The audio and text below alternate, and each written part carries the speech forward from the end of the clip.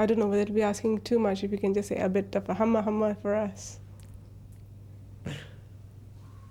Well, it's very difficult because it's a very up-tempo song. You'll have to change the volume of your recording because I'm going to scream it out a little bit, and I'll try and tap it on this.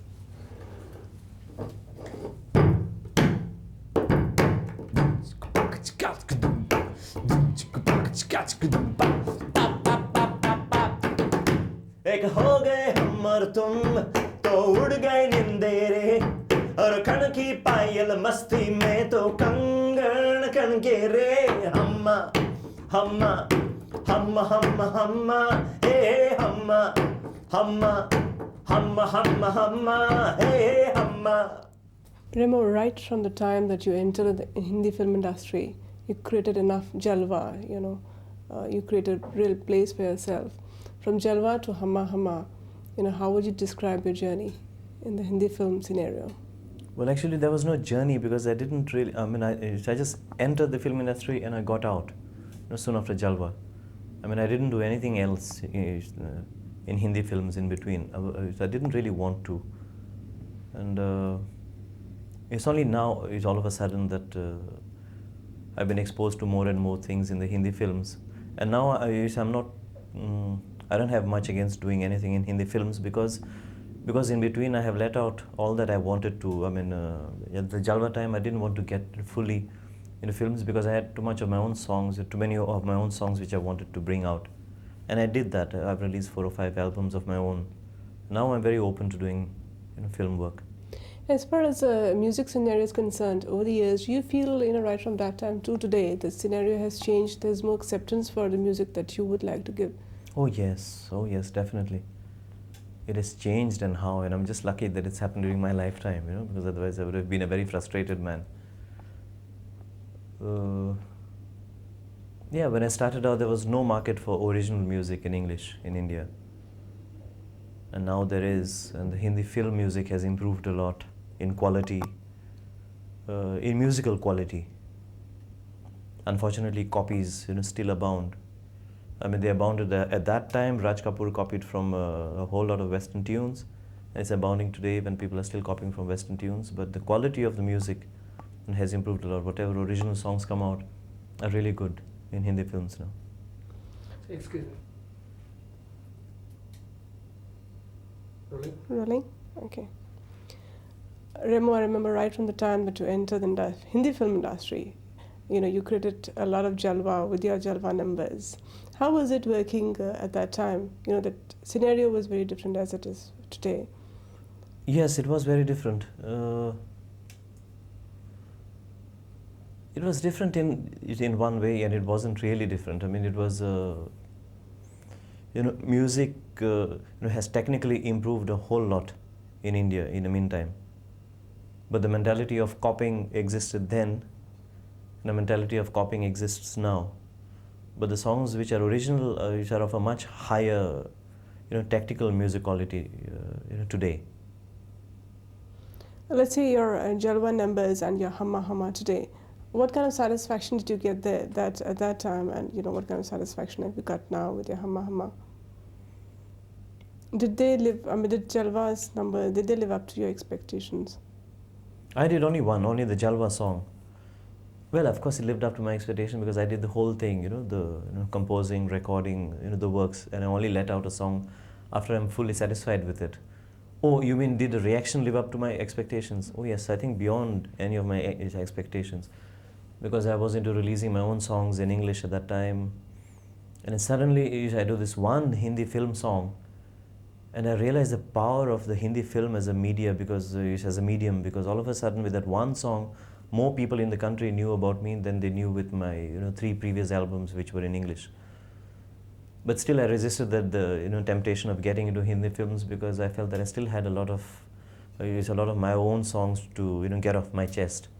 And now that I've released 4 or 5 of my own albums, now I feel ready to do some more work in Hindi films. And coming to Bombay, how did you get this film? Were you approached by A.R. Rahman or? Yes.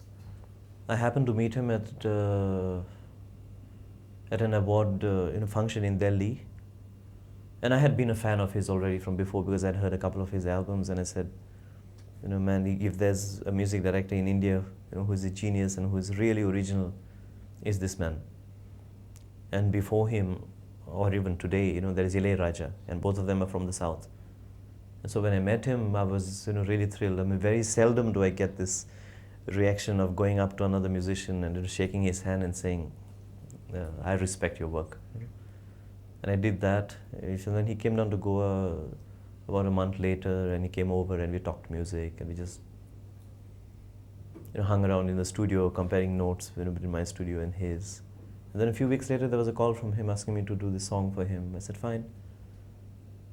So Jalwa, Hamma Hamma was done. And then after this was recorded, he asked me to do the Telugu version. Up till then, I always felt that Hindi was a very difficult language for me to sing in, because being a Goan, I've not been, you know, brought up speaking Hindi. But after I did the Telugu version, I suddenly found that Hindi is very, very easy for me all of a sudden. But Hamma Hamma, was it just doing the number, or were you also involved in some way with the picturization? How happy were you with that? No, I was not involved with anything else except with the singing. Nothing at all. The music, the background music was ready when I went there. I sang the song, and it was picturized afterwards. I was only there for the singing of the song, that's all. And how happy are you with the picturization? How happy I am with the picturization. It's very difficult, you know, for someone who is directly involved, you know, to be an objective judge. But from what I've heard people say, a lot of professionals, you know, especially said that after they'd heard the song for a while, you know, they expected a different kind of picturization. They expected something more, I don't know what, but something more. But you know, what I personally, what I really liked about the picturization was the clever way in which Mani Ratnam made a pop or a disco or a rap song, whatever you want to call it, you know, fit in with Monisha Koirala and this guy without having, you know, them suddenly you should suddenly turn into disco dancers, you know. Whereas in a normal Hindi film, the hero is a serious man one moment, suddenly he dons leather and he's a hero and he's a disco dancer. In the next scene, suddenly he's a pilot. In the third scene, he's something else. So Mani Ratnam managed to keep the continuity of the characters of the heroes and the heroine, and still managed to bring in this number. You know, mixing it with their situation up there in their bedroom, and a disco dancer down in the compound of the building. I thought that was a very clever way to, to actually bring it into the film and into the characters. You are in Bombay now to do this music for Anu Malik. To sing a song again. Can you tell us a little about this number? Well, what I can say is I don't know a thing about it. You know, and that's what normally happens when you go to sing a Hindi film song. You land up in Bombay, or at least I land up in Bombay, and then you have a rehearsal, if you're lucky, you know, before the recording, and you get to hear the song and you get the lyrics, and then you go into the studio on the next morning or the next afternoon. This time there has been no rehearsal. At 8 o'clock we're going into the studio. I will hear the song for the first time, the lyrics for the first time. But I've worked with Anu, you know, twice before on 2 different songs, and I've worked this way in the past, so I see no problem in it really. What are other numbers that you have worked on with Anu? Well, the last one I did was a very interesting one because it was for the first film being produced by Bal Thackeray's son. It's a film called Saput. Yeah, Saput. And normally the songs are written, you know, especially for my style. I mean, you know, what they call my style, because it's so easy to be branded in this industry. And they've heard Jalwa, you know, they've heard Hamma Hamma. So everybody associates me with the up-tempo songs, with the, you know, scatting, you know, with the vocal scatting, you know, style of songs. Yeah, so they write them in that style. And is another thing for which I'm very thankful is that they keep the Hindi very simple when they make a song for me to sing. And it works out very well because you know, they want me to put my own input into the song. But as a profession, like you said, they give you the kind of thing that you are famous for. Would you like to do something different that, you know, goes out? Yes.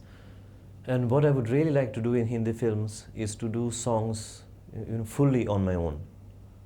You know, not not only do songs for other directors, but to direct my own music, my own songs like I did in Jalwa. Jalwa was fully my baby. That song was fully my baby. And I'm doing that in 2 films right now. One is for Ashish Chanana. He's doing his first feature film, and he's asked me to, compose and produce the theme song. And I might be doing one also for Gul Anand, who's doing, his next film. I think after Jalwa he hasn't. Oh yes, he did one film after Jalwa. So this is the second time that I would be working with him. He's also asked me to do the theme song, and this is what I would really like to do in films. When you are doing the theme songs, or you are doing the song in totality, what do you look at? I mean, do you look at the characters, or do you look at the story? What is the most important one factor for you? Yes, I look at the characters, I look at the story, that's exactly, and the situation, the scene. So I find it exciting to work on a song where, where the background exists already. In my own songs, the background is invented by me or is created by me, the lyrics, the mood, the theme of the song. Whereas here it's something that's given to me, and then I translate it, I purely translate it into music, which is another ball game altogether, and I enjoy that very much. These 2 films that you're doing, are you doing them, out of the way? I mean, something that's different from your usual numbers? Yeah, I'm trying to do them, differently from, well, not very differently really, because I like to keep a style of my own. I like to keep a style of my own. It's not like one number is going to be rap and the other one's going to be reggae and the third number is going to be rock. No, I don't work that way. I like to. What I'm trying to do now is to fuse all the musical influences that I've been lucky enough to have grown up with. Being a Goan, I was exposed to the Portuguese, to the Latin, Brazilian, music, and then of course rock and roll, rap, like like the whole world is. Then having lived in France for a while, I've been also exposed to French music, and the Caribbean and the calypso. So I'm trying to fuse all this into my music now, and I would like that to remain as my style or as my brand, at least for now. But does this industry give you that opportunity to keep that? Because people do talk about classical, the classical, a bit of the classical also coming into, the Hindi film songs. Does it give you that kind of opportunity to mix all these foreign feelings into your numbers? Oh yes, because look at Jalwa. In Jalwa there was everything, I think. There was also Indian. I wouldn't dare call it Indian classical because I've not studied Indian classical, and Indian classical is so rigid with its scales, that you cannot move in and out of. That I don't like to call it classical, but I just like to call it Indian, in spirit. So, when I've just mentioned all these foreign influences, so-called foreign influence, I like to look at it as just one planet, as just one music, different cultures, that are all one. But if you must call them foreign, yes, they are foreign, but also there's a lot of Indian in my music. Let's say when you are giving music for Hindi films, what is the kind of audience target that you are looking at? I like to do a song. The greatest pleasure that I found from Jalwa is that people from all walks of life, came up and said that they liked it. I was so amazed because I was into this Western music scene in India. I was known as a pop rock singer in English. So after Jalwa, my next concert I went for, I didn't go prepared for Jalwa at all, because I said this is the kind of an audience who looks down upon the Hindi film music. I was amazed out of my brains when this rock audience, who is a pseudo rock audience who likes to pretend that they're in the United States of America, is at every concert, waving their arms and lighting the lighters and taking off their shirts. When they started asking for Jalwa, I was amazed. And I did it on the spot, without preparation. But henceforth, for the last 10 years, I can never get off stage without singing Jalwa. And whatever the audience may be, it might be a young, westernized, college audience. It can be, of course, if it's a Hindi film audience, of course, there's no avoiding it. It can be a middle-aged, high-power executive audience at the launch of a very, powerful product. So it's crossed all kinds of barriers, and that's the kind of music that I would like to keep on creating, if I can and if I'm lucky enough, in places which before looked down upon Hindi film music. So in a way, you are trying to, get people back to Hindi language also. Well, it's strange to say that about me because my Hindi is so bad, coming from Goa. But yes, I suppose in a way, I have contributed to that, to the people coming back to Hindi music. It's strange. I never looked at it that way.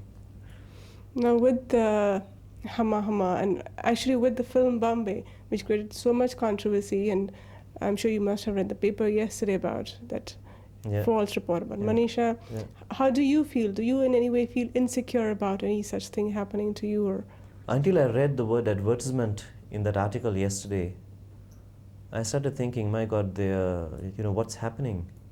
And first it was the director, then it's the actors, and when is it going to be the singers? But then when finally in the end of the evening when I read the word advertisement down there, I didn't find it funny at all. I thought that the ad was in the worst taste possible. Yeah, personally, like it would put me off seeing that movie. but does it create any kind of insecurity within you? Not really, but you never know in this country. You never really know. But then, Hamma Hamma itself, for example, is not a song with lyrics which are controversial. And I sang it. I mean, I did not. I'm not the director who has created, the story where a Hindu boy marries a Muslim girl. I'm not an actor who has played a Hindu boy who marries a Muslim girl. I'm not an actress who has played a Muslim girl who marries a Hindu boy. Don't shoot me. I'm only a singer. That kind of thing.